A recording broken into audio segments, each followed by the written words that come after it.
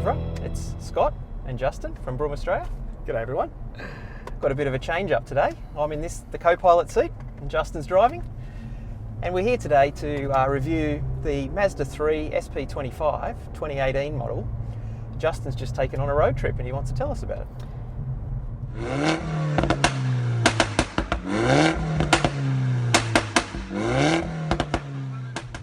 Yeah, thanks mate. No, I think usually when we test drive these cars, we're on a pretty sort of city route, aren't we? Yeah, absolutely. So, we use it in the urban environment, what yeah, we'll do day to day. Yeah, see how they are and that sort of fun and family friendly aspect. But I thought we'd try something different. We've driven this car before. We drove it back in 2016. I think it was the Mazda 3 Astina. But this time I thought, you know what, it's school holidays. Why don't we take the opportunity to see how the car goes on a bit of the old Australian family road trip.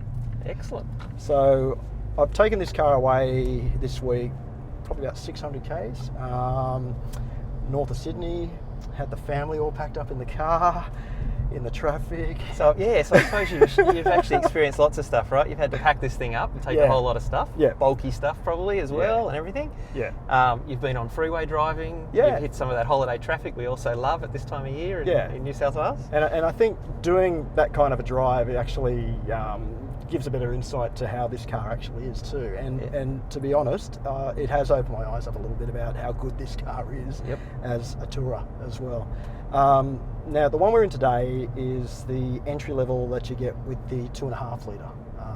You can get Mazda 3 in a 2 litre 4-cylinder. This one's the 2.5 litre, 138 kilowatt, 250 newton meters. Okay.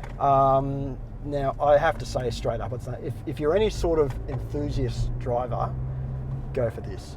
This car is probably the better way to go between the two engine sizes because you get more power, more torque. The torque's accessible as well. This one here, 6-speed automatic, comes with the paddles as well, which is really quite good to shift when you're going around corners. Sporty feel. Oh yeah. And I think, as we're saying, drove the car on a mixture of different roads. We went freeway driving, country driving, 100k zones and things like that. Mate, I've got to say, look, I'll start off with a bit of a negative with this car. It runs on 18-inch wheels. Ride is fairly firm but sporty, which is on normal surfaces, it's fine. Unfortunately, in Australia, we do get those sort of concrete freeway roads, don't we? Yes, yeah, terrible. I mean, mate, it's noisy. It is noisy on those sorts of roads. Any other surface, they'll be there in 1,000 years' time. They're so solid, right? Yeah. But any other surface at speed, it's fine. It's just on those concrete roads, it just gets a bit too noisy, I reckon. Yes.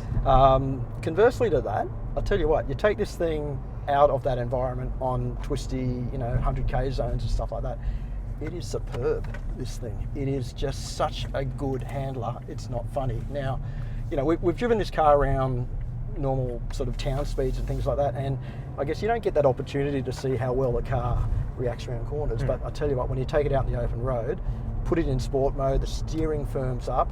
You can put it into sort of the mode with the paddle shifters. It's enjoyable. It really is. And I think it's got something to do with that new thing they've put out. Mazda's put this thing called G-vectoring into the car.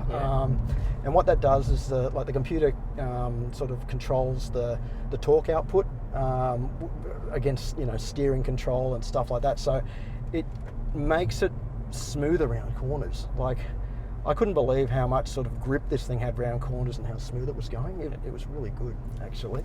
Makes you a better driver. I wouldn't say that. Like, I don't profess to be the world's best driver here, but well, all right, it made me look good. Yeah, okay.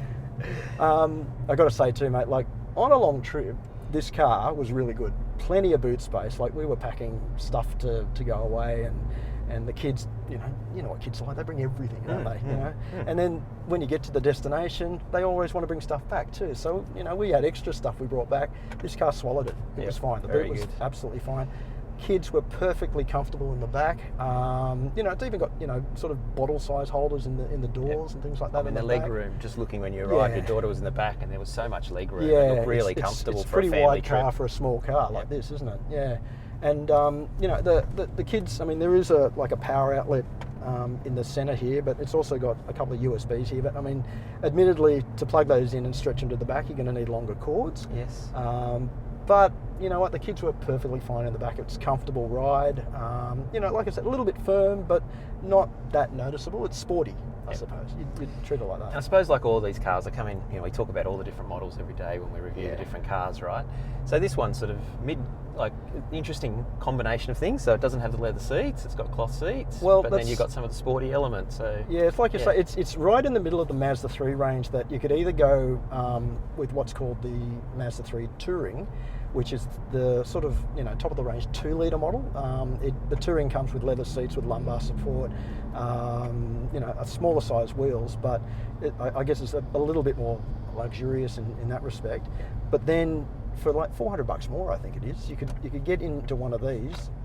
You can get into one of these and actually have more of a sporting bend. It's got the bigger wheels, it's got the bigger engine, but you do get cloth seats. You don't get the lumbar support. But in all honesty, mate, like, you know, on a long trip, these seats were fine.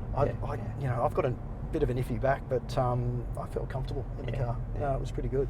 So I agree with you. I'd probably go the more sporty version rather than the more luxurious version. But again, it's like there's choices for everyone out there. So we just want to point those out, I think. Yeah. And like, you know, the fuel consumption, like the combined, you know, factory is like 6.1 litres per 100 Ks. And, you know, I wasn't going on an economy run. I saw probably on average about 7.7 litres per 100 Ks, which I think, you know, fully loaded, that's not bad. That's actually good. Yeah, that's not bad at all. So, I was pretty impressed with the way this thing handled as a sort of like a family trip car. So, very good. Yeah, that's good.